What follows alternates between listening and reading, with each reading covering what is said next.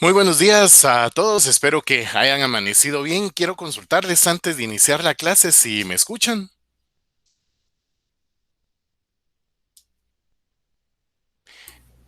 Buenos días, licenciado, dice, le escucha. Gracias, Madeline, le agradezco. Bueno, pues vamos a iniciar nuestra clase el día de hoy en continuación al tema que hemos estado viendo sobre la gestión y el manejo de crisis. Antes de empezar, pues quisiera, pues para irnos recordando un poquito de lo que vimos antes de irnos de descanso, pues preguntarle a Dulce María. Dulce María, buenos días. Cuénteme, Dulce María, ¿usted se recuerda que habíamos hablado que era una crisis?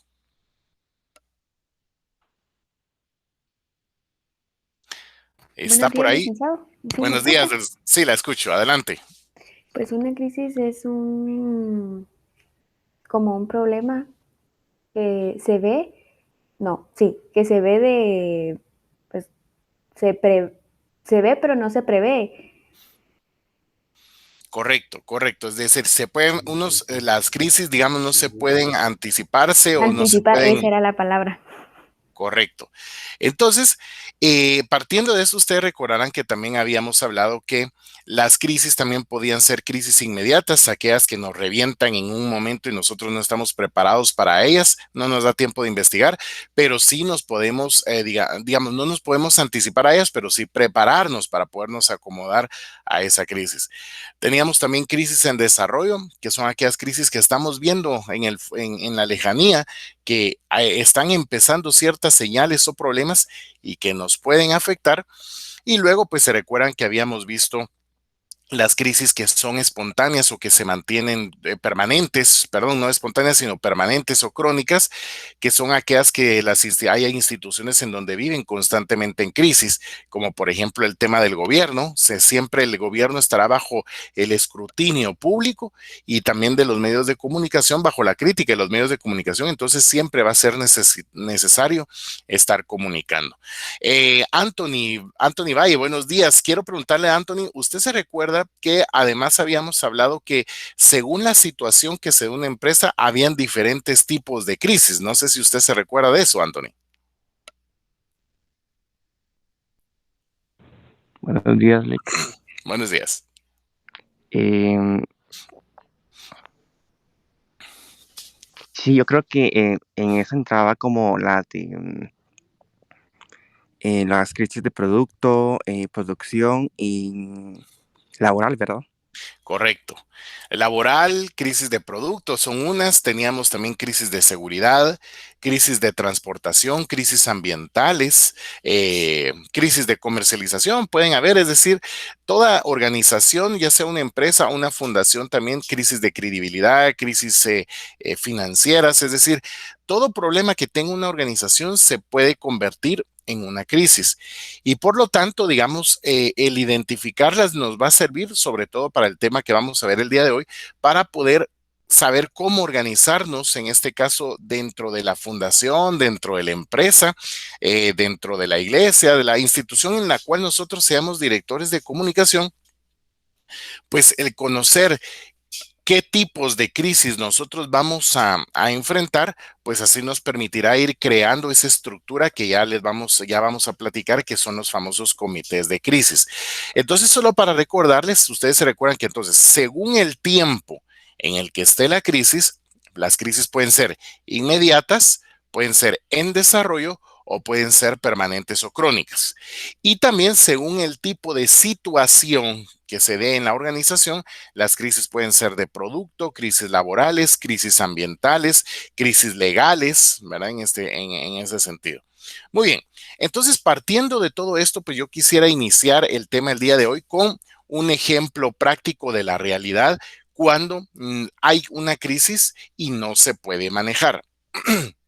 Yo no sé si algunos de ustedes han comprado o les gusta el famoso chocolate Kit Kat. Alguno que le guste, me lo pueden colocar en el chat si alguno lo ha probado, ¿verdad? Gracias, Anthony. Buenos días. Si alguno en el chat ha probado el chocolate Kit Kat. Gerardo, perfecto, Gerardo, buenísimo, sí, buenísimo el chocolate. Andrea, todos lo han probado. Bueno, pues el caso que vamos a ver el día de hoy, Ashley también.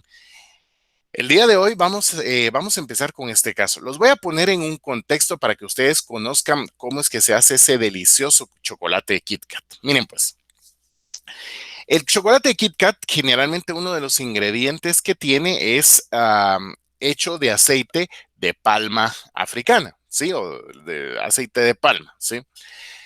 Para comentarles, la palma generalmente se convierte en algunas regiones del país en en un hábitat, digamos, o en digamos, una forestación, digámoslo así, en donde habitan diversas especies. Dentro de esas especies que habitan de arriba o en las puntas de las palmas, generalmente son los orangutanes, ¿verdad? Que es una especie que, dicho sea de paso, también está en peligro de extinción. Pero bueno, entonces, Kit Kat, pues como chocolate, hace de la palma, pues extrae el aceite y de eso hacen el chocolate.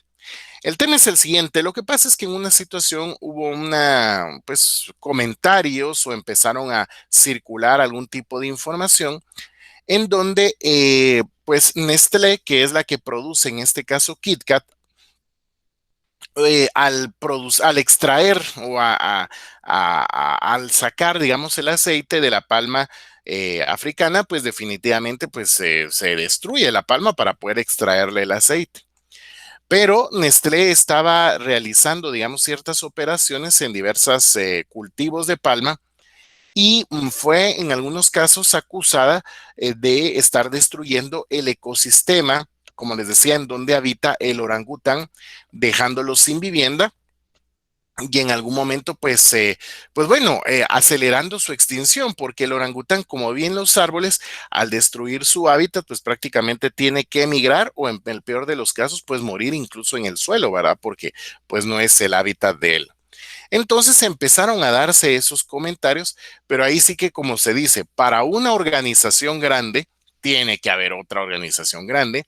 Y prueba de ello es que se fue, digamos, empapando, enterando de esta información Greenpeace, que como ustedes saben es otro tipo de organización, que es una organización no gubernamental cuya misión es proteger el medio ambiente, cuya misión es proteger el hábitat de los animales, los ecosistemas, y es una organización mundial muy grande. Entonces, como les digo, así como Nestlé era mundial y muy grande, pues igual Greenpeace.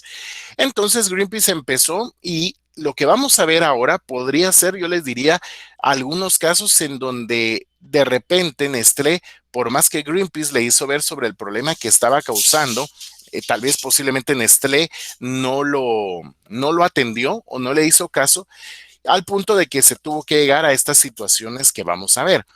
En algunos casos, les digo, puede hacer de que los públicos reaccionen de forma inmediata ante alguna situación que nuestras organizaciones estén desarrollando y que pues no les parezca. Entonces, para irnos adentrando, yo ya les puse más o menos el contexto o el antecedente de esta situación del problema y ahora sí vamos directamente a lo que ocurrió. Ahora vamos a ver cómo Greenpeace empezó a denunciar esas acciones que estaba cometiendo Nestlé al depredar las áreas naturales de los orangutanes. Para los que estudian publicidad, uno dirá, bueno, lo normal sería que saliera diciendo Greenpeace, Nestlé está deforestando las áreas donde viven los orangutanes, pero realmente al final este tipo de mensajes para los publicistas hoy en día ya no se busca esa narrativa, sino se busca maneras creativas o formas diferentes de comunicar un mensaje que se quiere transmitir.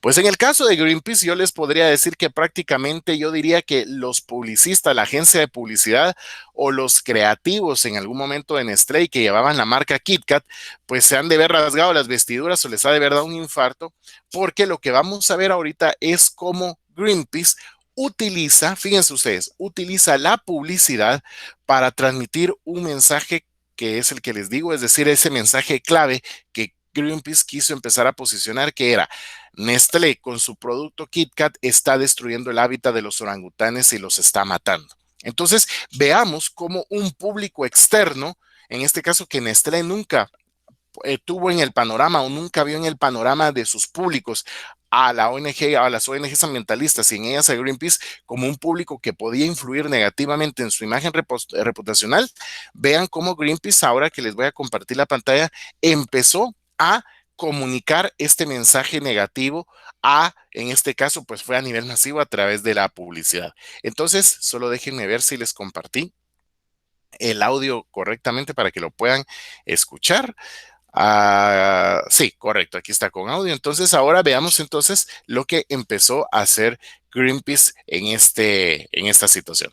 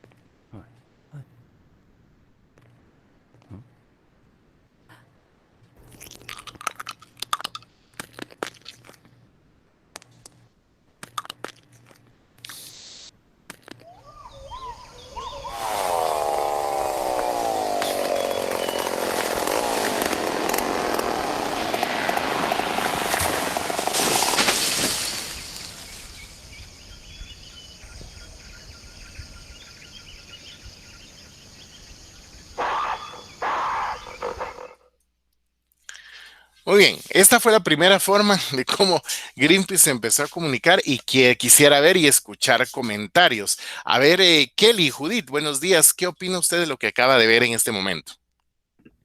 Hola, Lick, buenos días. Buenos días. Pues la verdad es como un video de concientización hacia los consumidores, porque muchas veces como que la gente no sabe de dónde provienen ciertos productos y los compra solo por comprar o por moda o porque le gusta, pero realmente no se mira mucho de dónde vienen. Entonces, es como una forma de explicar o de hacerle ver a la gente que no todo lo que mira es como rico, porque Ujú. ahí como que uno se da cuenta de lo que sufren los orangutanes, y no solo los orangutanes, también los árboles, porque prácticamente talaron todo lo que estaba ahí. Ok, muchas gracias, Kelly. A ver, Gerardo, ¿qué opina usted ahora de que vio este video? Pues me siento mal, que donde yo trabajaba se Ajá. exportaba mucho ese chocolate de Estados Unidos, pero en cantidades grandísimas. Ujú. Pero sí se da, como dice Kelly, la verdad que uno no sabe de dónde vienen las cosas, sino que uno con lo que ve en la televisión, pues dice, bueno, viene de alguna fábrica, hacen con ingredientes básicos, ¿verdad? Pero realmente cuando ya se ve de dónde viene, pues sí uno toma más conciencia. Tampoco decir, vamos a matarlos, ¿verdad? Pero hay que tomar conciencia sobre esto. Gracias. Andrea, ¿qué opina? Andrea Castro, ¿qué opina de esto que acaba de ver? Lix, se me ocurrió como una pregunta. Nestlé no podía como también como ir como a atacar a Greenpeace porque está como desprestigiando su marca o algo así. Bueno, buena pregunta. ¿Se recuerdan que en una de la videoclase anterior hablábamos qué hacer o cómo comunicar en su momento de crisis? Y en este caso, por supuesto, Nestlé podría decir atacar a Greenpeace indicando que todo lo que está diciendo es mentira. Eso sí, siempre que sea cierto que es mentira lo que está diciendo Greenpeace, porque si yo me voy a ir contra Greenpeace a atacarlo directamente diciendo que es mentira y resulta ser que es cierto, me va a ir peor, porque entonces voy a quedar como organización mentirosa, ¿verdad? Entonces, sí lo puede hacer y se recuerdan que era de minimizar los comentarios del acusador, era una estrategia, pero lo que yo les decía es que siempre tener la certeza que efectivamente lo que están diciendo es mentira y si fuera verdad, pues mejor me quedo calladito y mejor veo otra estrategia en este caso, Andrea. Ashley, ¿qué opina usted, Ashley Pirir? ¿Cómo le va? Buenos días. ¿Qué opina usted de lo que acaba de ver? Hola, buenos días, licenciado. ¿Se me escucha? Sí, la escucho. Bueno, pues ya casi todos mis compañeros dieron el resumen, pero pues en lo personal yo también siento que es importante hacer, bueno, a cierto punto es importante hacer conciencia de lo que está pasando, porque como decían mis compañeros, muchas veces ni siquiera nos damos a la tarea de leer de qué están hechos los productos, sino que simplemente los consumimos, o sea, ni siquiera les prestamos atención de dónde provienen o cómo son, y pues muchas veces las empresas tampoco hacen énfasis en eso. más que todo solo en venderlos y proporcionárselos al consumidor, sin decirnos obviamente los aspectos negativos, ¿verdad? Correcto, las empresas no comunican. Para los que les gusta KitKat, les quiero dar una buena noticia.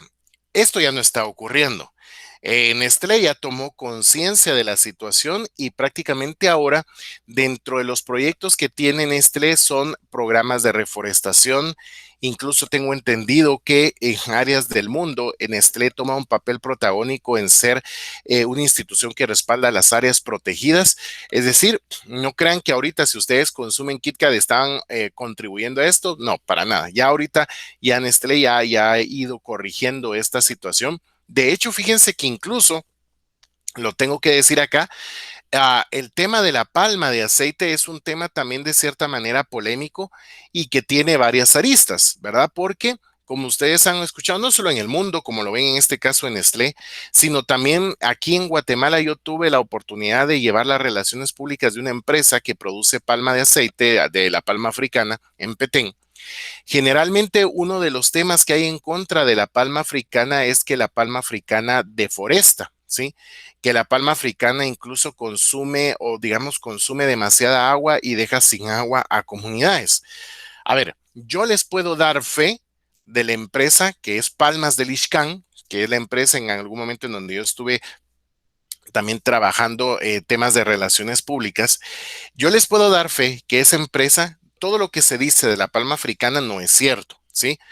En el caso, por ejemplo, de la palma africana en el tema del agua, científicamente la palma africana, cuando son épocas así de calor inmensas, en sus raíces acumula el agua. Eso sí, la palma africana acumula el agua para poder vivir y sostenerse. Pero esa acumulación de agua de la palma africana hace que los terrenos en donde se encuentre sean fértiles, ¿verdad? Y no tengan una sequía tremenda. Luego, la palma africana, por su tamaño, ofrece sombra para las especies o la fauna terrestre, sobre todo en lugares como Petén, que es caluroso, y ofrece esa oportunidad para ellos. Y además, muchos hablan del tema de desvío de ríos. Fíjense que la palma africana, por lo menos de esta empresa, no consume, digamos, agua como para desviar un río y dejar a las comunidades en ríos, porque precisamente por ese almacenamiento que tienen sus raíces de agua, puede sostenerse muy bien, prácticamente regándolas cada semana o cada 2 semanas. Entonces, no hay, no, digamos, hay argumentos que no son ciertos en torno a la palma africana. Ahora también, sí debo de ser honesto, que el gran problema, el gran problema que hay en países como Guatemala no es tanto el cultivo de la palma africana. El problema es que hay algunas empresas que no tienen un buen manejo de la palma africana. He de reconocer que hay empresas que sí desvían ríos, he de reconocer que hay empresas que sí, incluso cuando terminan de cultivar la palma africana, dejan casi inservible la tierra, sobre todo también en áreas de Petén, y posiblemente por esas empresas justos pagan por pecadores. Yo les puedo decir, Palmas del Ixcán es muy responsable en ese sentido. Incluso les voy a decir que la palma africana para el ecosistema ambiental, ellos atraen una especie de un mosquito, que ese mosquito poliniza y va generando nuevas palmas africanas. Pero lo interesante de esto es que esa polinización o esa digamos, aparte de la polinización, ese mosquito limpia o purifica, digamos, todos los cultivos de palma africana de cualquier otro tipo de insecto o virus que haya en ese ambiente. Entonces, hay una función también de un equilibrio ecoambiental que tiene la palma africana. Pero como les digo, siempre y cuando una empresa científicamente maneje bien la producción de esta palma. Pero el problema es que hay empresas que se meten solo porque esto genera, pues les digo, muy buena plata, aunque ahorita se ha caído el mercado del aceite de palma. Y estas empresas, con tal de ahorrarse unos costos, pues sí incurren en acciones que sí no son las adecuadas. Y por otro lado, creo que el otro problema que hay en Guatemala, que un comunicador que está en una industria como esta debe analizar, es que también hay digamos, un problema serio de tierra o de terrenos para las personas, sobre todo de escasos recursos.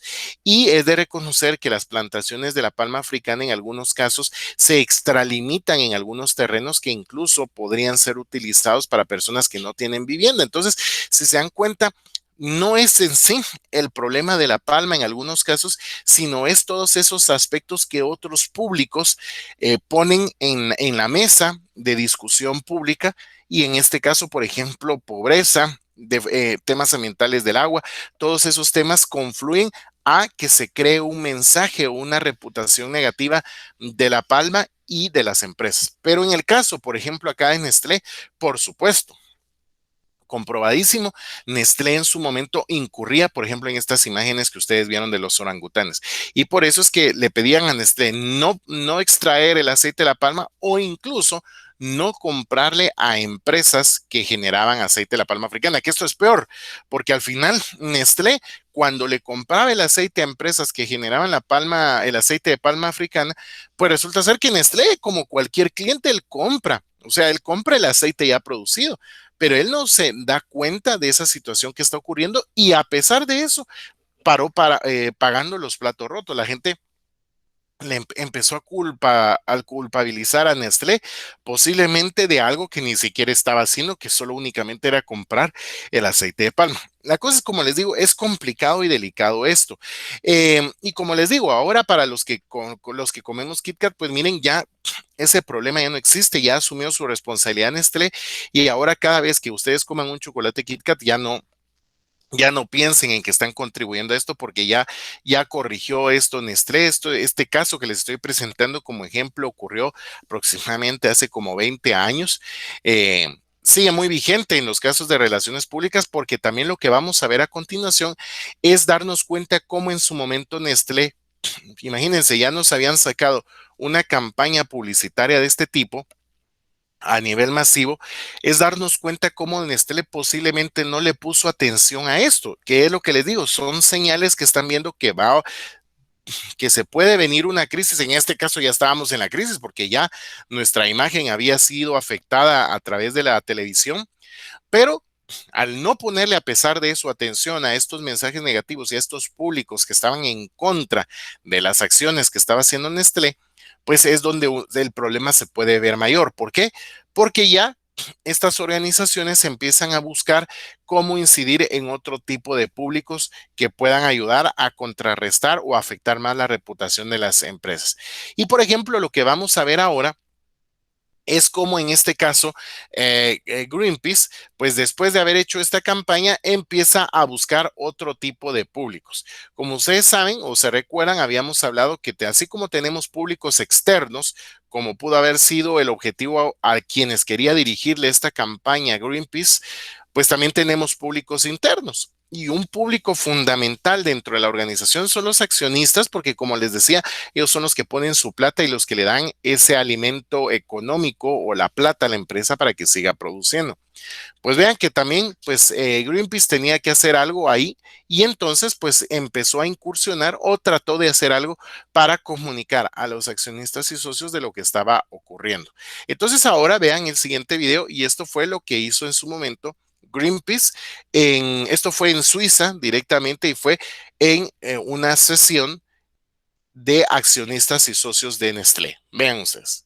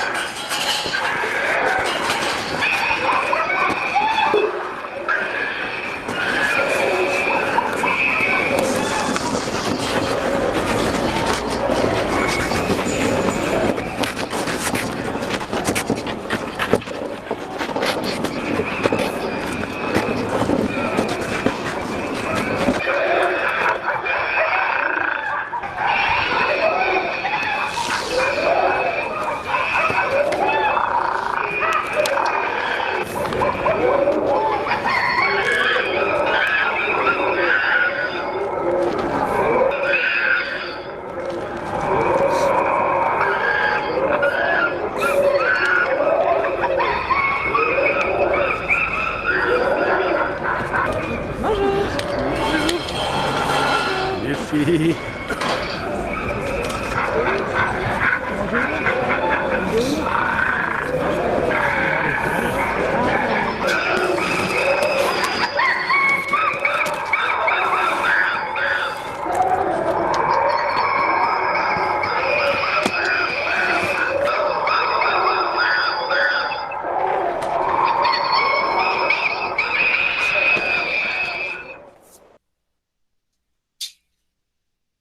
Y aquí me quiero detener un momentito. Bueno, pues esto, digamos, fue afuera, ¿verdad? En lo público, pero también lograron llegar adentro. Veamos qué fue lo que pasó.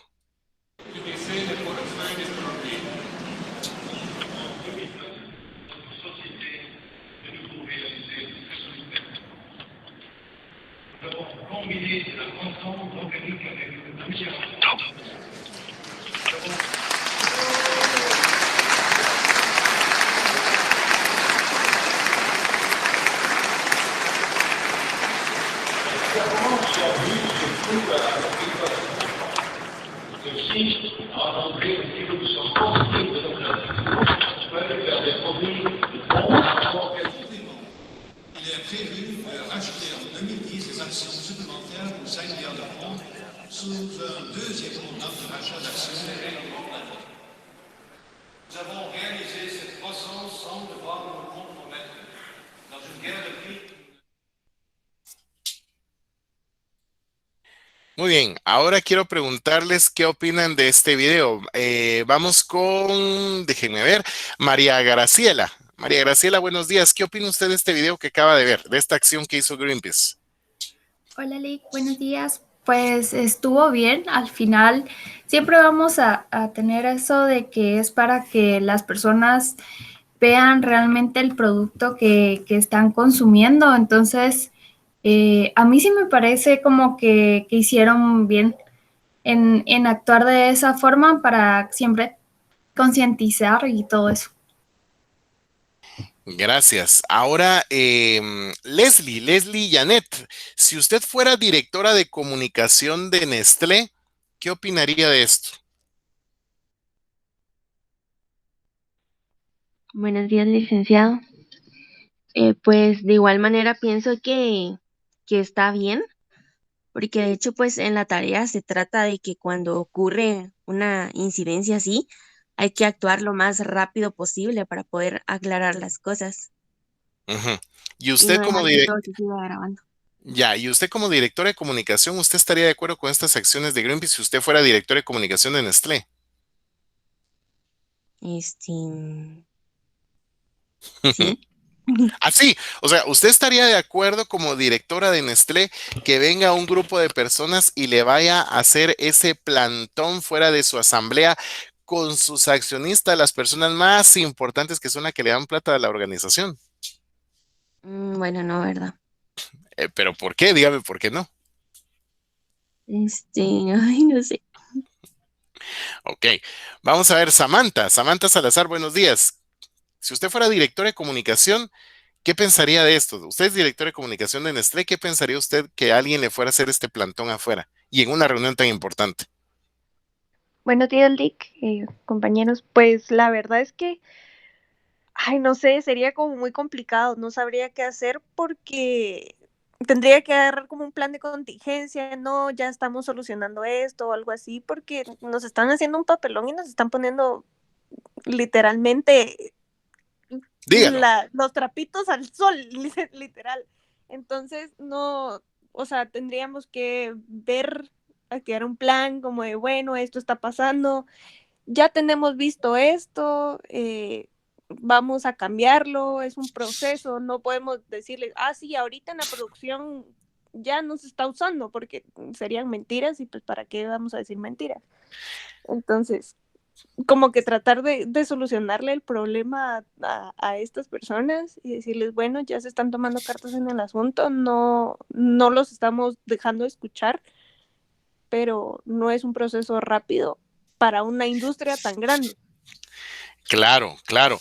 Ahora, el tema es, como usted lo dice bien, imagínese que Nestlé piensa así, y diría, bueno, lo que tenemos que ver qué hacemos, tal vez hablarles y todo, pero ese que ver qué hacemos y tal vez hablarle, lo que denotaría del lado de Nestlé es que jamás tuvo un protocolo o por lo menos jamás se esperó una crisis como esta, porque imagínense ustedes, me sacan esa publicidad en donde se comunican con todo el mundo a través de la televisión y luego llegan a la asamblea de accionistas y sobre todo ni siquiera fueron personas así que llegaran vestidas normales, todo, sino disfrazadas con toda esa logística.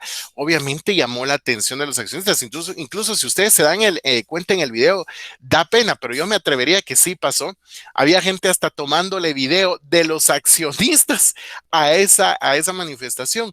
¿Quién quita si ellos no lo subieron? Eso magnifica el problema reputacional de Nestlé. Un accionista que subiese esos videos estaría diciendo, miren, la empresa en donde soy socio, ellos están destruyendo el hábitat de los orangutanes. O sea, es complicado esa crisis reputacional porque ya llega incluso a tema de redes. Ahora, hay un tema también interesante acá, porque dirán, bueno, en lo público, pues ellos pueden hacer lo que quieran. De hecho, en Europa, ahí es donde les digo yo, en Europa es válido esto, la libre emisión del pensamiento. Incluso, como les digo, cuando entraron adentro de la asamblea, pues lo que hicieron de tirar esos volantes desde el techo y colocar esa manta, pues eso es libre emisión del pensamiento, ¿ya? Cosa que aquí en Guatemala eso no se permitiría porque es un espacio privado y por lo tanto no podrían tener acceso a este tipo de manifestantes. Pero digamos en Europa, pensando también, este evento era privado. ¿Cómo es que alguien puede entrar, tirar volantes y colocar una manta? Entonces aquí es donde viene el análisis del comunicador, porque aquí viene la situación delicada. ¿Será que estos manifestantes de Greenpeace no hablaron con la organización que le alquiló el lugar a Nestlé? Y obviamente esta organización o los dueños o los colaboradores de este lugar donde fue el evento no se sintieron identificados con la causa, con el mensaje que estaba proclamando Greenpeace, se sintieron identificados y les dieron chance de entrar para hacer eso dentro de la asamblea. Eso es preocupante porque si alguien, un proveedor, otro público importante, un proveedor de los servicios de mi organización, cree ese mensaje, ellos mismos se pueden también volver contra mí, los proveedores. Pero lo peor del caso también que podríamos analizar es, bueno, asumamos que el evento era privado y no podía entrar alguien, pero había alguien que hizo esto. ¿Será que no será alguien dentro de los colaboradores? Incluso yo me atrevería a decir, un evento como este, hay gente involucrada entre los departamentos de comunicación de Nestlé, de toda la organización. ¿Será que no entraron o el mensaje también no caló dentro de los colaboradores de Nestlé y ellos mismos se convirtieron también en los enemigos internos de la organización por haber, digamos, creer o por comprarle o por identificarse con ese mensaje de Greenpeace? Si eso ocurre, es lo peor. Y como dicen por ahí, divide y vencerás.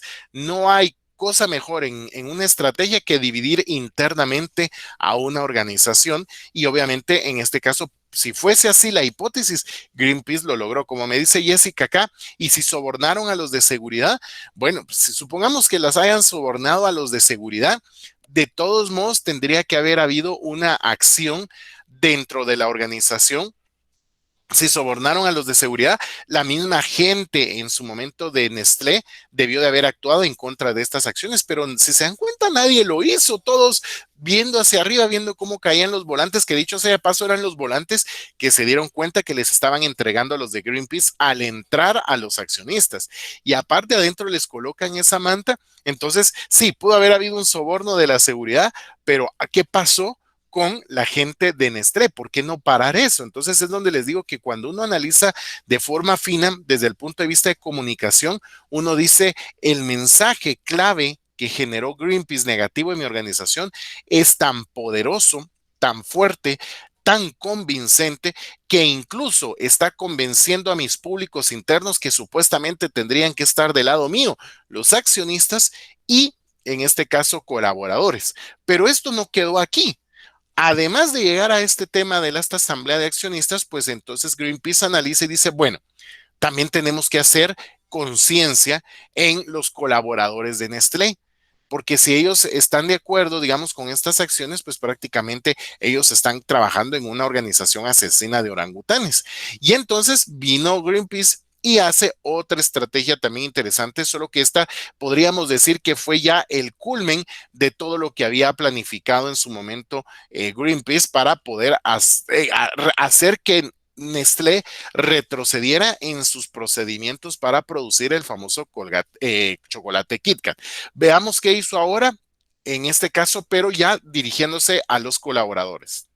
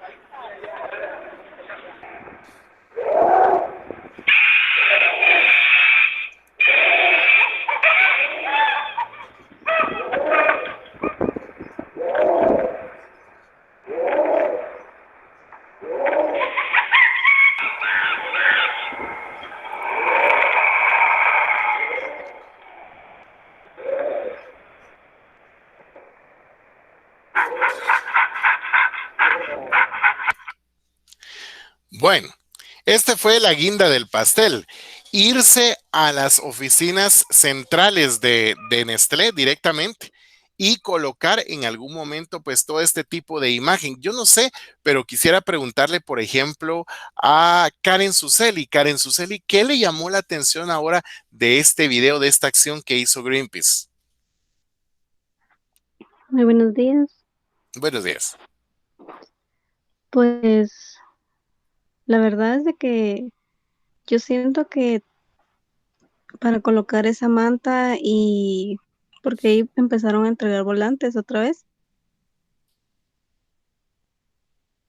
Ujú. Eso fue lo que le llamó la atención. Creo que se le fue el audio a Karen.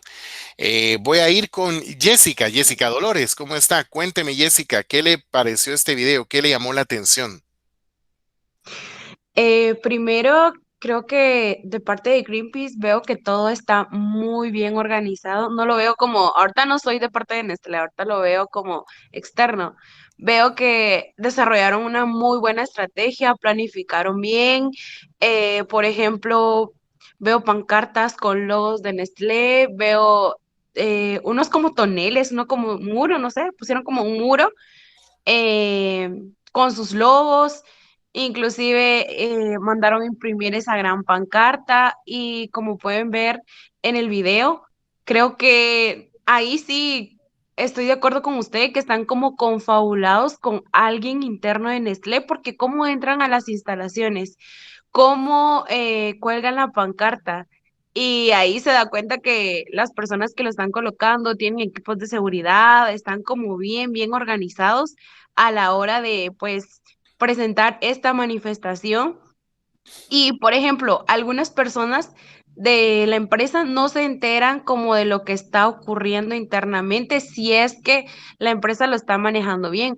Pero ya a la hora de que yo soy un colaborador y llego y veo todo esto y puede ser que me indigne y ya, pues, como lo decía usted, divide a la empresa. Así es, de hecho, como usted menciona, por ejemplo, para poner análisis de contextos, aquí ustedes pueden ver en la imagen. Ahí atrás vemos a los de seguridad. Digamos, aquí estamos a las afueras de Nestlé, de la empresa. Estamos en un espacio público.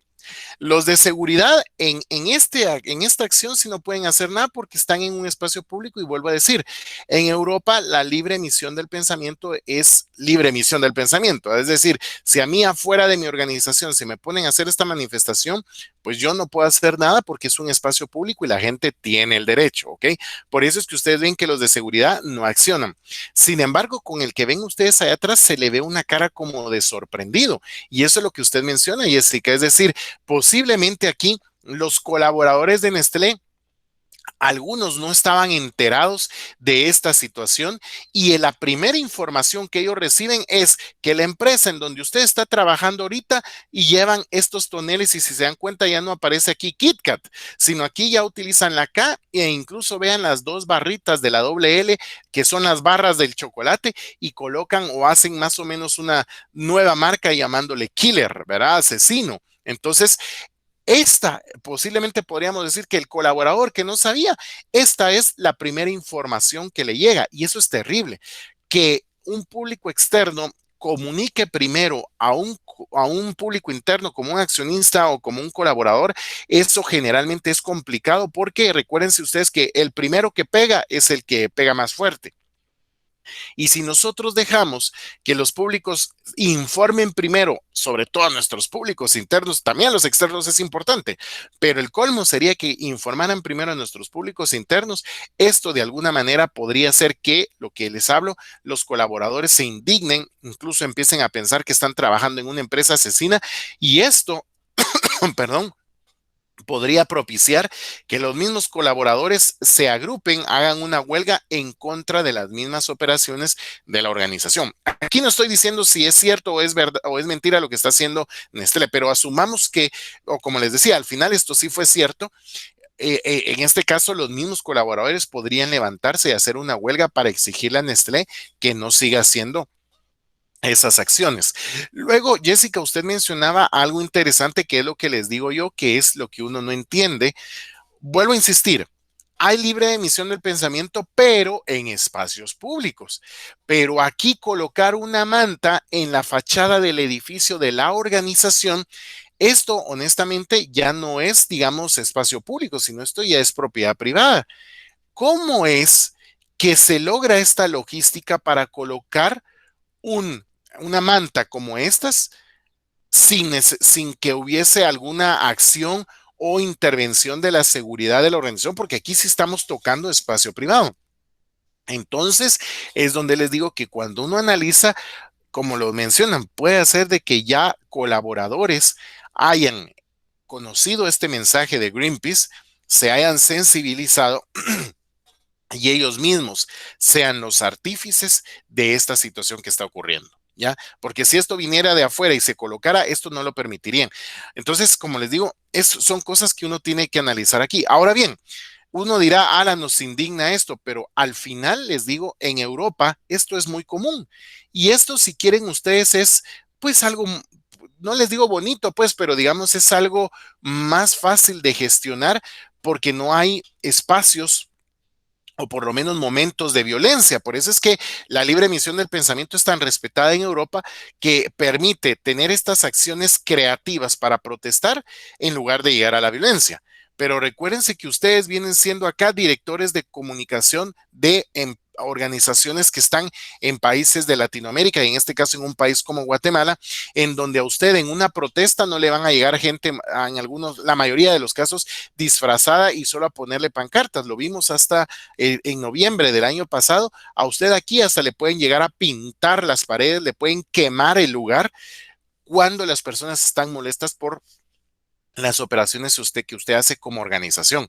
Entonces, por lo tanto, aquí el tema de conflictividad es más serio y aquí entonces un director de comunicación tendría que estar más a la expectativa de lo que puede ocurrir para evitar que situaciones como una protesta se conviertan en algo violento, como generalmente pasa en nuestros países de Latinoamérica. O incluso, por ejemplo, espacios en donde hay comunidades que bloquean la salida de camiones, de transportes, de algunas organizaciones porque están molestas por alguna situación, por ejemplo, que contaminaron el río o cosas que hemos visto en Guatemala y que impiden ya las operaciones. Aquí ustedes se dieron cuenta que en ningún momento la gente de Greenpeace está deteniendo las operaciones de Nestlé. Aquí no, solo es haciendo de manera creativa, masiva y pública esta situación que ellos están ocurriendo. Pero en el caso de acá de Guatemala, aquí no nos quedamos, no se llega tan a esto, sino ya vamos a temas mucho más violentos y es donde la gestión de la crisis requiere también de una capacidad más desarrollada de un comunicador. ¿En qué terminó toda esta situación? Pues miren, el mensaje de Greenpeace fue tan fuerte que hizo que Nestlé reevaluara sus operaciones en cuanto a la extracción de palma de aceite o la contratación o compra del aceite de palma a empresas que deforestaban.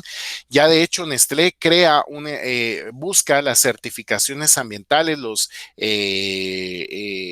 por ejemplo, todas estas certificaciones que sacan las empresas, y sacó una certificación ambiental en donde incluso obliga a sus proveedores a que, por ejemplo, si tengo un proveedor que me da la palma de aceite, le exige al proveedor que tiene que tener acciones de reforestación y acciones de protección ante estas especies como los orangutanes, en este caso. Aparte de todo ello, Nestlé implementó algunas acciones, como les decía, de reforestación, apoya áreas protegidas, realiza campañas ambientales, y eso le permitió, no fue eso de la noche a la mañana, sino durante varios años ir reposicionando la imagen de Nestlé en el mundo. En lugar de ser una empresa que destruía el medio ambiente, que mataba a los orangutanes, ahora es una empresa a nivel mundial que de las que tienen los estándares más altos en temas de producción en relación o en consonancia con el medio ambiente, es decir, ambientalmente amigables.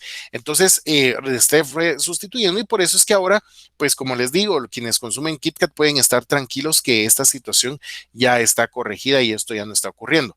Pero fíjense que incluso, imagínense que estos ejemplos, así como se los acabo de presentar yo, en algunas universidades o incluso en algunos colegios en donde se llaman los peritos en mercadotecnia y relaciones públicas, presentan este caso, y a veces los docentes dejan la idea de que Nestlé sigue haciendo estas acciones en contra del ecosistema del orangután. Entonces, al dejar esta idea dentro de los estudiantes, ahí yo también estoy atacando, digamos, ahí es donde yo estoy influenciando a los consumidores que podrían ser los estudiantes de KitKat, y se quedan con esa idea, y puedo propiciar a que ya no compren el KitKat. Si ya no compran el KitKat, ya no tienen ingresos la empresa, y la empresa tiende a ir quebrando porque ya no percibe esos ingresos. Entonces, si partimos de esto, también las universidades, los colegios tendrían que ser un público de interés para Nestlé, para tratar de llevar este mensaje de reforestación, este mensaje ambiental,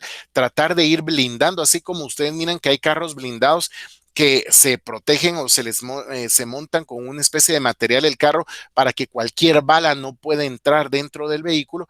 Pues a eso le llamamos también blindar la imagen de Nestlé, blindar la imagen en las universidades y colegios, para que los estudiantes, cuando se les presenten casos de forma académica de este tipo, no se queden con esa idea negativa, y eso pueda propiciar que ustedes ya no compren el chocolate, ¿me entienden? Entonces, dentro de ese público que también, además de las organizaciones ambientales, que Nestlé ya tiene que tener en el panorama para estar en comunicación con ellas, también las universidades y los colegios sería otro público. Otro público son los gobiernos, porque aquí fue Greenpeace, pero no tenemos noticias en algún momento que el gobierno de Suiza haya accionado legalmente contra Nestlé por esta situación, o algún gobierno en el mundo haya accionado legalmente contra Nestlé por estas situaciones. Entonces, pues al final el problema se solucionó, la crisis reputacional, pero sí repercutió en ventas a Nestlé, y al momento de salir esta campaña de Greenpeace, pues sí se vio afectada las ventas de ellos. Ahora, ¿por qué le hacíamos esta presentación práctica directamente de casos?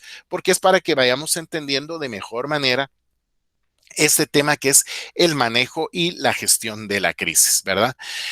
Cuando hablamos de manejo y gestión de la crisis, hay que entender que para manejar una crisis, lo más adecuado es que nosotros contemos con un plan de crisis. Un plan de crisis generalmente tiene mucha relación con los planes de comunicación, ¿verdad? Es decir, prácticamente un plan de crisis es parecido a un plan de comunicación. Y ustedes recordarán que un plan de comunicación es una especie como de un documento en donde vamos a definir aquellos criterios básicos de cómo nos vamos a comunicar a nivel con nuestros públicos internos y a nivel con nuestros públicos externos. Y obviamente también tomar en cuenta cómo vamos a gestionar de cierta manera la comunicación comercial o de marketing que haga la organización, porque vamos a ver algunos ejemplos que marketing también nos puede poner en algunos problemitas en temas reputacionales. Ahora, el plan de comunicación a nivel general siempre se piensa en un largo tiempo, en un largo plazo, ¿sí? Por ejemplo, 4 años. Y la idea es que estos criterios o estas maneras o actividades que vamos a desarrollar ayuden a construir la reputación de nuestra organización, como les digo, a un largo plazo. Por supuesto, en el caso del plan de crisis, que es igual a un plan de comunicación, pero en cuanto a importancia, tiene una importancia, digamos, menor porque el plan de crisis está inserto dentro del plan de comunicación. Hay que tomar en cuenta que en el plan de crisis sí no es a largo plazo, sino tiene que ser a corto y mediano plazo en función de si ya nosotros tenemos una crisis encima. Pero si no tenemos ninguna crisis, este plan sí podría pensarse a largo plazo, pero más con el objetivo de lo que les decía, prepararnos, hacer escenarios cuando ocurra una crisis determinada, cómo es que nosotros vamos a actuar. Entonces, también es importante fijar objetivos generales, digamos, de lo que se busca, no solo con el plan de crisis, sino también los objetivos que se buscan en este caso, digamos, con las actividades o en el patrón de trabajo que vamos a tener. Es parecido entonces, un plan de crisis generalmente pues tiene esta estructura, un análisis de la situación, que es un ejemplo de lo que acabamos de hacer ahorita, esa plática que he tenido con ustedes, qué opinan de lo que estamos viendo que está haciendo este público, qué puede pasar, cuáles son las tesis, las hipótesis, por qué ocurrió eso. Ese es un análisis de la situación que estamos haciendo para poder entender cuál es realmente el problema y cuál es ese mensaje negativo que nos está afectando. Posterior a ello, nosotros establecemos objetivos en el plan de crisis, es decir, cómo yo voy a resolver ese problema, es decir, digamos, mi objetivo es minimizar el impacto negativo de los mensajes. Entonces, yo tengo que establecer en cuánto tiempo voy a lograr eso con esa estrategia. El analizar los públicos o determinar cuáles son esos públicos que están vinculados directamente a la problemática o a la crisis que estamos, eso es fundamental. Por ejemplo, en este caso en Nestlé vimos que era una organización no gubernamental que estaba inmersa en esta crisis y que nos estaba afectando reputacionalmente.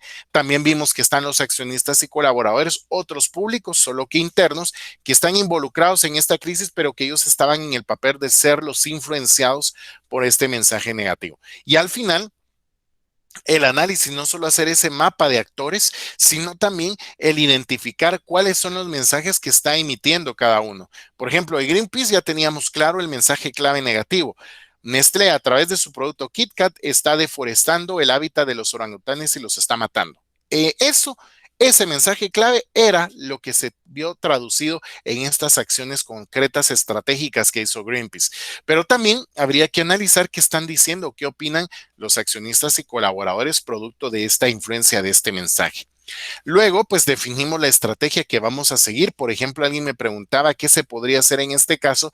Pues miren, yo en este caso, esta crisis en primer lugar, desde el momento que empezaba yo a escuchar rumores de que habían comunidades que estaban diciendo esto, la primera acción era actuar sobre esas comunidades e ir a verificar si era cierto que la organización estaba haciendo eso. Y como era cierto, pues yo debí como director de comunicación haber actuado para lograr o hacer que la empresa se retractara de este tipo de acciones que hacía, o por lo menos de forzar a los proveedores que le daban el aceite a que corrigieran esa situación. Otra estrategia es, por ejemplo, yo utilizaría el concepto del amortiguador positivo, que son esas terceras instituciones que van a hablar bien de nosotros y que de cierta manera ellas son las que van a contrarrestar la influencia de los mensajes negativos. Entonces, por ejemplo, si eso hubiera ocurrido aquí en Guatemala, pues yo me voy con institutos ambientales como el de la Eliarna de la Universidad Landívar o el de la USAC. Me voy incluso con instituciones como Fundaeco, que son ONGs también ambientales y que pues tienen una autoridad moral en el tema ambiental en el país. Entonces me voy con ellas, las invito a hacer un tour, en este caso a las plantaciones, a que hagan un recorrido por las instalaciones de mi empresa para que se den cuenta cómo produzco el KitKat, el aceite de palma africana, sobre todo que es el tema medular del problema, llevarlos a las plantaciones, ver cómo se extrae, llevarlos a las plantaciones de los proveedores y en este caso, si es mentira, pues estos grupos se van o estos públicos o estas instituciones se van a dar cuenta que no es cierto. Entonces, al final, ellos incluso me pueden acompañar en una conferencia de prensa para explicar esos procesos por la calidad o la autoridad moral que ellos tienen como institución. Pero esto yo lo voy a hacer estando 100% seguro que efectivamente yo no estoy haciendo esa contaminación o esa destrucción que dice Greenpeace que estoy haciendo. El problema es que si yo me atrevo a hacer eso y los llevo y al final sí es cierto, peor va a ser porque esas instituciones también me van a dar palo con mensajes negativos. Entonces, hay que tener cuidado con esa estrategia, pero como les decía, y esto es lo que venía en el examen, esas instituciones que van a empaparse de la problemática y que yo busco que hablen bien de mí por su autoridad moral ante los medios, es lo que se le llama amortiguador positivo. Obviamente identifico esos mensajes claves negativos y positivos, hago estas acciones estratégicas, o sea, las ejecuto y luego esas acciones pues yo las tengo que comunicar a través de un plan de medios, es decir, qué voy a utilizar yo o qué medios me voy a valer para llegar a la población y retrotraer esa idea negativa que tienen de mi organización. Al final de cuentas, como les digo, la estructura es parecida de un plan de crisis a un plan de comunicación, solo que el plan de crisis va pensado más en corto tiempo. Dentro de la gestión de la crisis, hablamos que el método para poder gestionar una crisis se fundamenta en las 5 R's que debe tener una gestión o manejo adecuado de una crisis. La reducción y respuesta. Reducción es minimizar el impacto. Respuesta es actuar rápidamente, digamos, es decir, emitir comunicación, dar una respuesta a la problemática que se tiene en la crisis.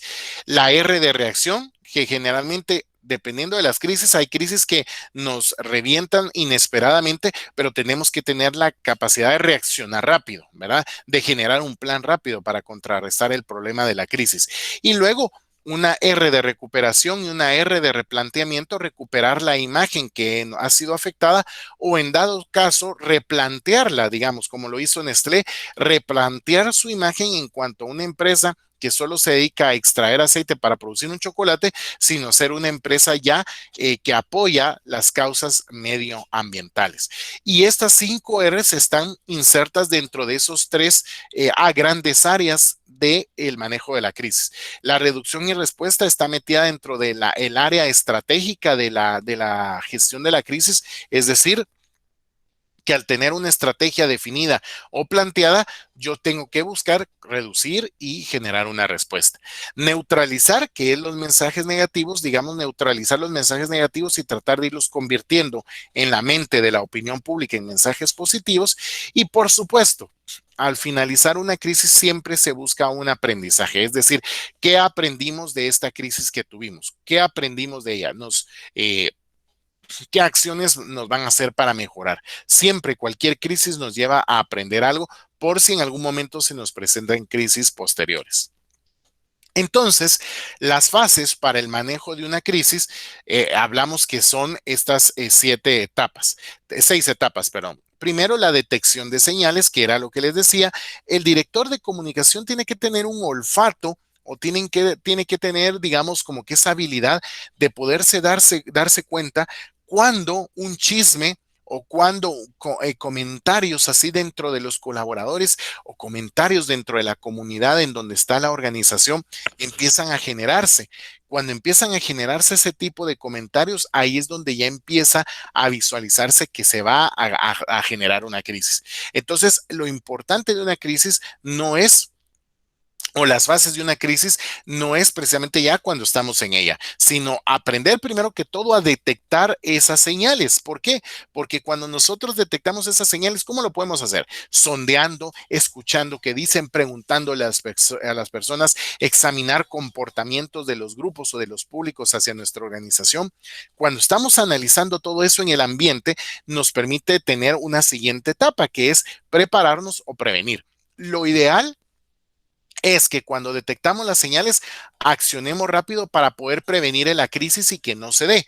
Pero si se da, nosotros en teoría también, o es inminente la crisis que vamos a tener, pues generar un plan que nos permita prepararnos para que cuando la crisis llegue, nosotros estemos preparados para recibirla o adaptarnos a esa crisis y manejarla correctamente. Luego viene una fase que es la gestión y comunicación, que es el tratamiento de la crisis, que es comunicar, ¿verdad? Es decir, emitir opinión de la organización que está inserta en una comunicación y no quedarse callado. Por ejemplo, yo a veces escucho a directivos que hablan y dicen frases como les preguntan los medios y dicen, mire, sin comentarios, eso es prohibido, eso no lo puede hacer una organización, ni menos un director de comunicación decir sin comentarios. Siempre se debe de emitir una opinión respecto a la crisis en las que estamos insertos. Y obviamente al tener esa gestión y comunicación, esto viene de la mano con la contención o control. ¿Por qué? Porque esa contención y control generalmente la van a tener a su cargo los comités de crisis, grupos de profesionales de una organización que van a tratar de manejarla y tratar de intentar que esta crisis no afecte a otras áreas de la organización o a otros públicos que puedan quedar contaminados de su mensaje negativo, como fue en el caso acá de Nestlé. Al no tener un comité de crisis, un grupo de profesionales internos en la organización, nos dimos cuenta que Greenpeace tuvo la facilidad incluso de poder llegar a comunicarse con los públicos internos, accionistas y colaboradores que son, pues en teoría, del manejo interno de la organización. Pero eso ocurrió porque como no había un comité de crisis, nadie pudo accionar en tiempo y por lo tanto estos otros dos grupos se vieron contaminados del mensaje negativo de la institución Greenpeace. Luego, después de que ese comité empieza a generar esas acciones de contención y control, viene la fase de recuperación, que es aplicar los programas para poder reposicionar nuestra imagen o reanudar nuestras operaciones. Por ejemplo, en el caso de Nestlé, les digo, si se dan cuenta, nunca paró sus operaciones, pero sí tuvo que hacer algo para reposicionar o readecuar su imagen y que sea vista de una mejor manera.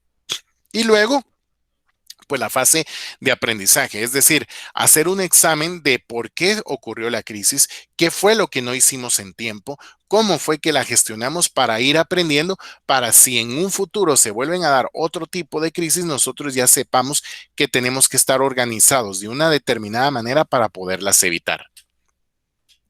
Y acá, pues ustedes ven cómo tiene que estar organizado ese protocolo de acción ante una situación de crisis.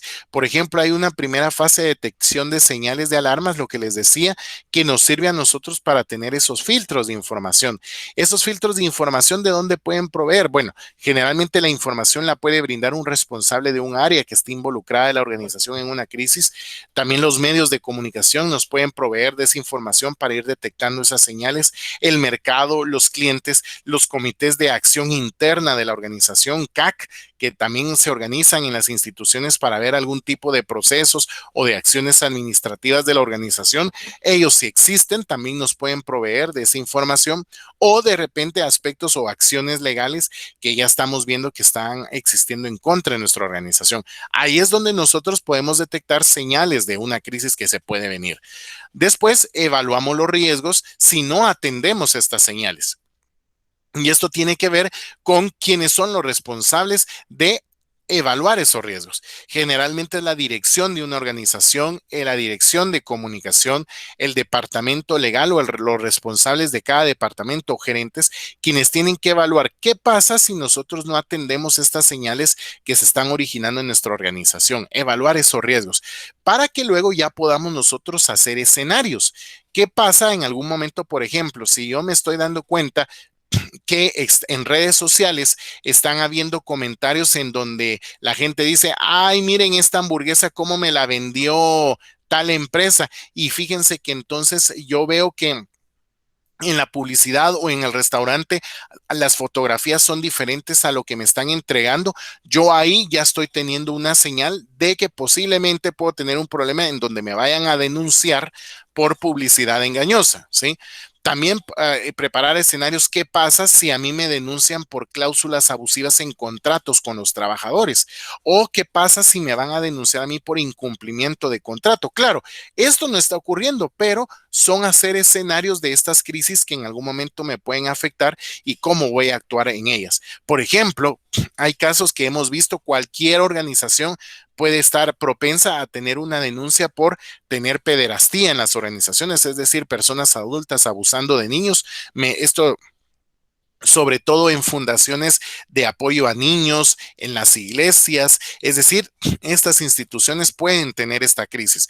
¿Qué pasa si dentro de estas organizaciones hay xenofobia, es decir, odio hacia otra raza, otra cultura, discriminación, racismo? Eso también puede detonar una crisis. ¿Cómo voy a actuar si experimentamos ese problema? Terrorismo, por ejemplo, que me vayan a poner una bomba a la organización, ¿qué va a pasar? ¿Cómo vamos a accionar si se da ese problema? Denuncias de clientes, ¿qué pasa si en mis plataformas digitales un hacker me ataca y se roba la información? ¿Cómo voy a comunicar eso? ¿Cómo lo voy a gestionar? Problemas de seguridad que me asaltan en la organización, fuga de bases de datos de información o incumplimiento, es decir, todos esos problemas que se pueden dar en la organización, que pueden ser, como lo menciona ahí, LOBD, esa abreviatura significa problemas legales, problemas organizativos, problemas políticos o problemas que tienen que ver con la dignidad humana. LOBD. Cualquiera de estos problemas, así como los que les acabo de mencionar anteriormente, pueden ser escenarios que pueden ocurrir en mi organización. Y por lo tanto, yo como director de comunicación tengo que empezar a organizar un plan si en dado caso se dieran estas situaciones. ¿Cómo prepararnos también? Cuando hacemos estos escenarios, pues nosotros vamos a identificar cuáles serían los medios de comunicación, incluso los periodistas que estarían involucrados en esas crisis, cómo actuaríamos si tenemos esos problemas, si son llevados a redes sociales, como el ejemplo que les ponía yo de la hamburguesa. ¿Qué pasa si los consumidores también accionan contra nosotros, administraciones públicas o el gobierno?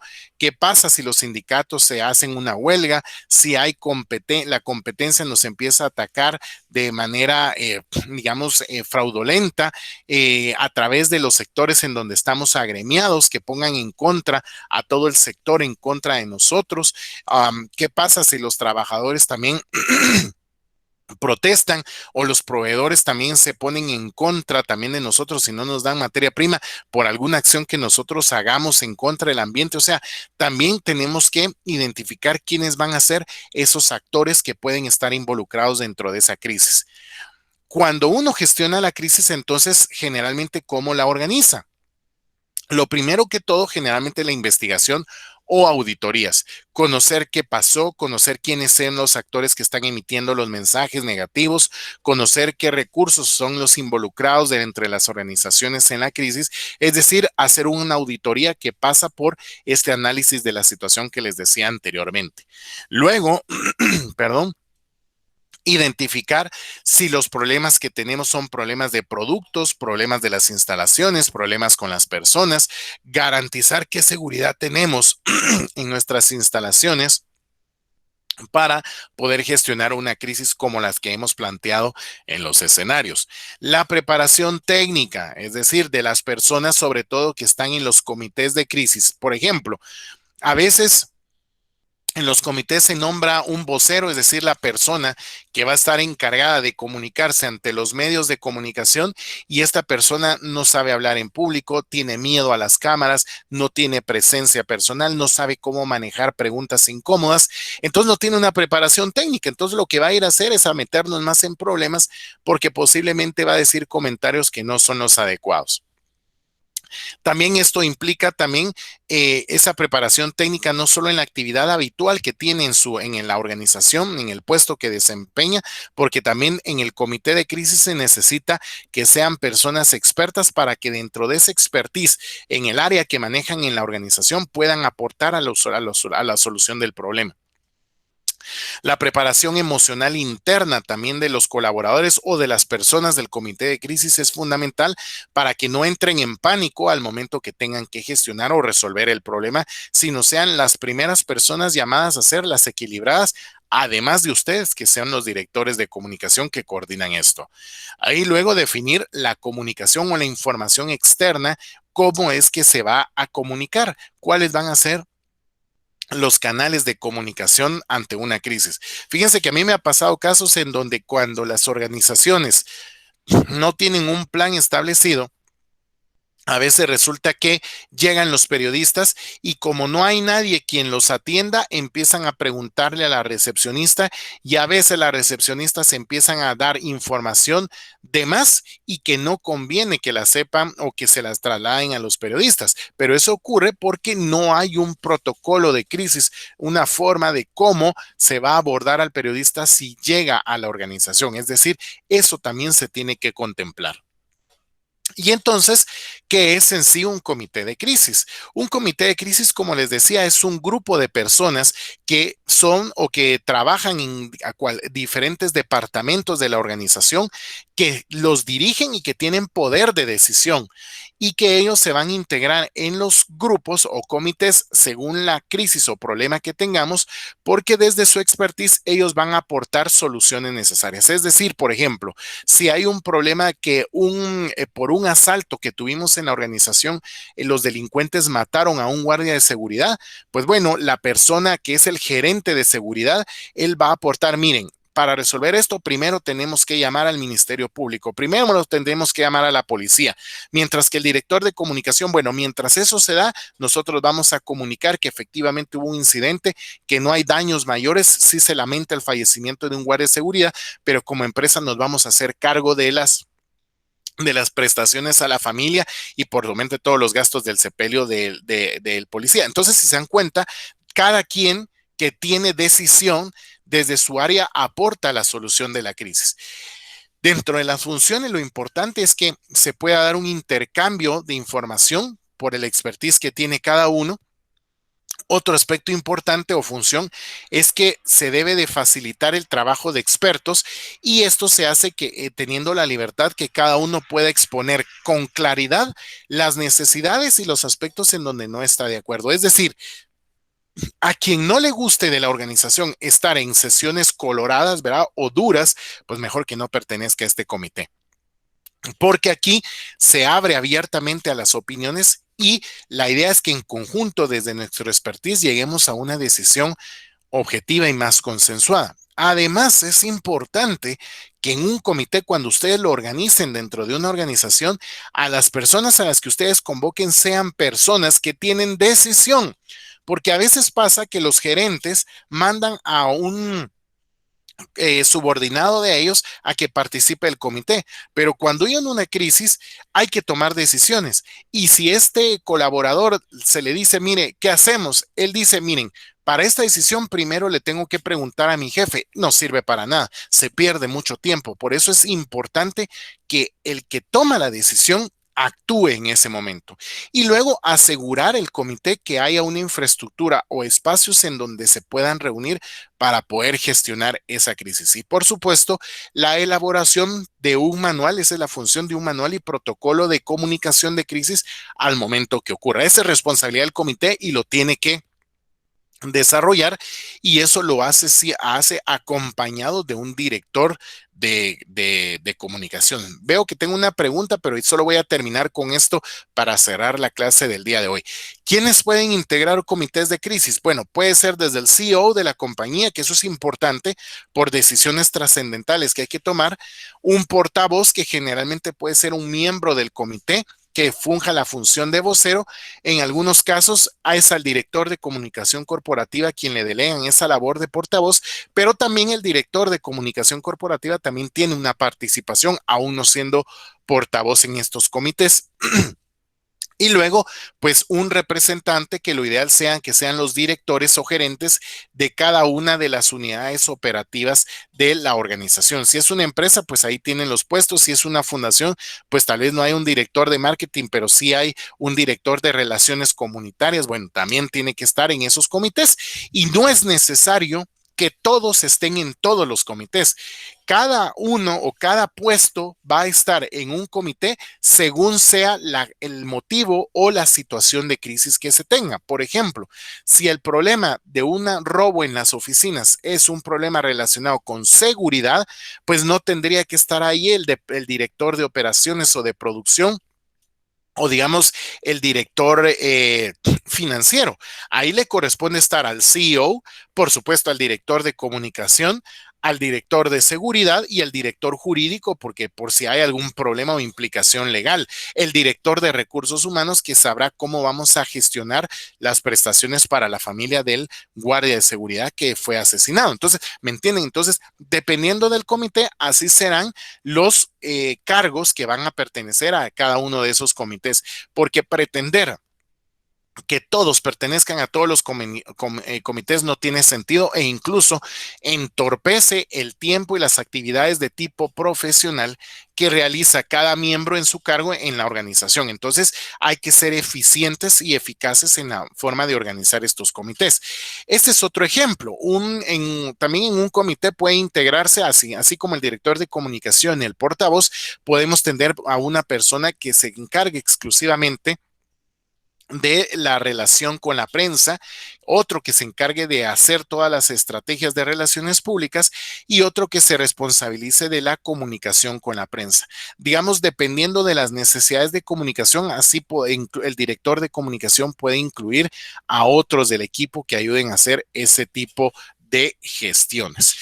Me parece que tenemos por acá alguna pregunta. Voy a ir en este momento, vamos a ver, me dicen por acá, déjenme ver. Bueno, no, creo que alguien había ingresado a la sala. Muy bien, entonces hasta aquí, pues el día de hoy es donde llegamos con este tema de comité de crisis y vamos a continuar la próxima semana. Ahora bien, les voy a explicar qué es lo que quiero que ustedes hagan para la próxima semana. No es necesario, digamos, no es una tarea, sino básicamente es, y voy a compartir con ustedes acá el Blackboard para que vean dónde van a encontrar el material. Ustedes en el Blackboard, al momento de ingresar a material de aprendizaje, lo primero que les va a aparecer, donde están todos los módulos, aquí les va a aparecer el libro de texto base de nuestro curso, Relaciones Públicas de Dennis Wilcox. Ustedes acá en este link le dan clic y pueden descargar el libro completo gratuitamente, ¿sí? Entonces, lo que les voy a pedir, por favor, es que al descargar, al descargar este libro, por favor, ustedes vayan a buscar el capítulo número 10, ¿sí? El capítulo número 10 de este libro de Dennis Wilcox. Solo permítanme, voy a compartir con ustedes aquí el archivo para que ustedes puedan ver dónde está, digamos, el capítulo. Ustedes descargan el libro. Y en este caso yo les voy a pedir que se vayan a el capítulo 10. El capítulo 10 que nos habla, aquí se los voy a compartir, déjenme ver, aquí tengo el libro, ok. Aquí ustedes descargan el libro está en PDF y entonces les voy a pedir por favor que ustedes se vayan al capítulo 10. Leen el capítulo 10 y el capítulo 10 ¿de qué trata? Es gestión de conflictos, tratar con temas potencialmente conflictivos, riesgos y crisis. Leen el capítulo 10, aquí hablamos sobre temas de las fases para gestión de los conflictos, cómo comunicar al momento que haya una situación de riesgo, cómo gestionar ya cuando se da una crisis y cómo gestionar la reputación. Les voy a pedir que ustedes lean este capítulo durante toda esta semana porque voy a hacer una pequeña comprobación de lectura el próximo viernes de este capítulo. Además, que leer esto les va a servir a ustedes para que podamos hacer el trabajo o el ejemplo de grupos que vamos a desarrollar. Entonces, esto es lo primero que ustedes deben de hacer. Luego, en su material de aprendizaje, voy a volver de nuevo entonces a el Blackboard. Después de descargar el libro, ustedes se van al módulo 1, ¿sí? Y en el módulo 1 nos vamos hasta donde vamos en los últimos contenidos que estamos viendo, que es el tema de crisis. Y automáticamente después de esta infografía que ustedes vieron la semana pasada, ustedes les va a aparecer acá una lectura que habla sobre plan de crisis. Esta lectura es opcional para que ustedes la puedan leer. No necesariamente es obligatoria. Esto no viene en la comprobación, sino para que a ustedes les dé una idea general de cómo hacer un plan de crisis. Lo que sí me interesa es que también les va a aparecer a ustedes 3 casos. Crisis caso 1, Mina San Rafael.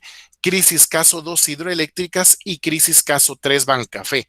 Yo les pido a todos que le den una revisadita. Esto los va a enlazar a un sitio, a una página de internet, un sitio web en donde ustedes van a conocer cuál fue el caso o la crisis o la problemática de estas instituciones.